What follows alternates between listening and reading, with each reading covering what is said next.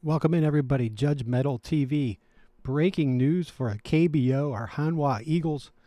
Is there panic in Hanwha after Hyun-jin Ryu, the ace pitcher of the Hanwha Eagles, obviously the best pitcher on the team, and one of the top pitchers, if not the top pitcher, in the KBO, left tonight's game after 49 pitches in the fourth inning with an elbow strain. It looks like he's out for 5 weeks.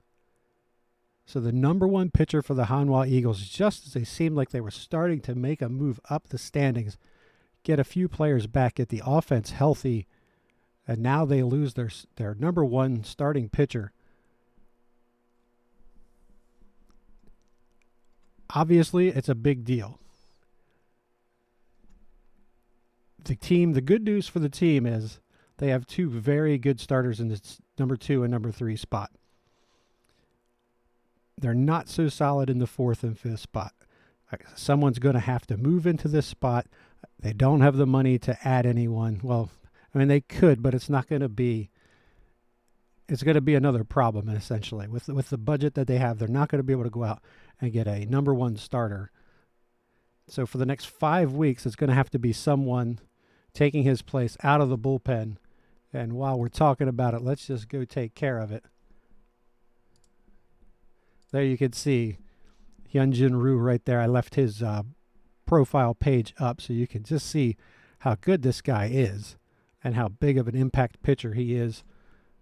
Projected to go 12-10 with a 3.38 ERA. He's currently 6-5, 3.39 and 16 starts. But he's been outstanding. Actually started off slow and picked things up. Has really been in a great groove. And let's take a look at the pitching staff. And down here, so we got somebody out. We got to replace the number one starter. As I said, Castaneda and Vera have been outstanding. So we're still got some depth there. Moon has been up and down. Lee has been up and down. So what we're going to have to do, looking at, there isn't really any great options in the minor leagues. There will be a pitcher brought up. I haven't made that decision yet, but what we're going to do is we're going to take Min-jae Jang out of the bullpen. We're going to slide him up into that number one spot.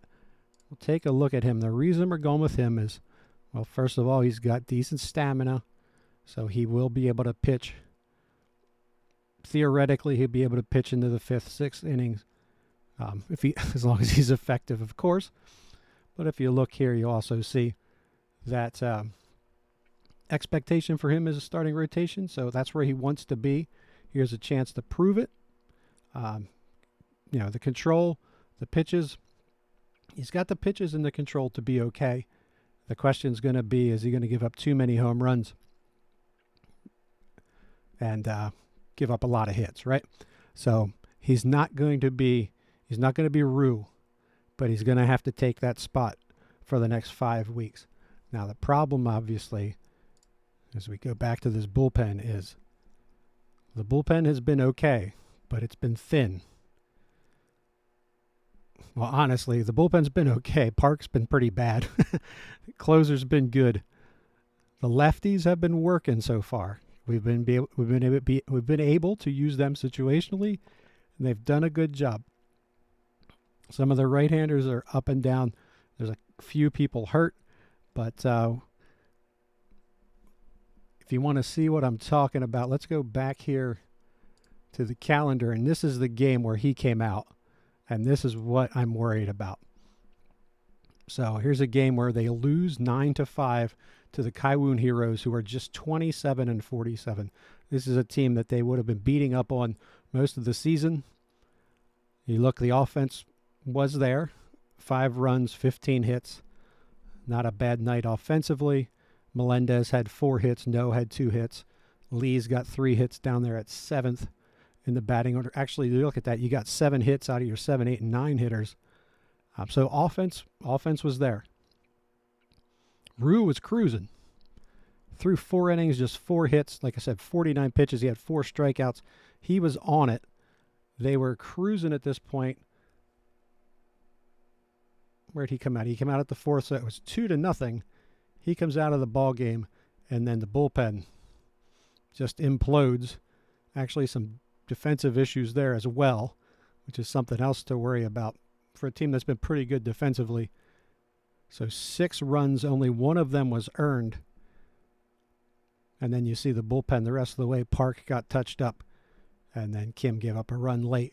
So the concern here is you lost your best pitcher. Now you needed to get 5 innings out of your bullpen, and it was just too much. 5th inning, they fall apart, give up 6 runs from there. So you hope that the team is prepared to go without their ace for the next 5 weeks. Can we flip back to the calendar here? Where does that take us? So here's where we are right now.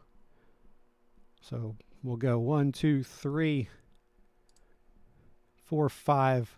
That'll put us in here somewhere in mid-July.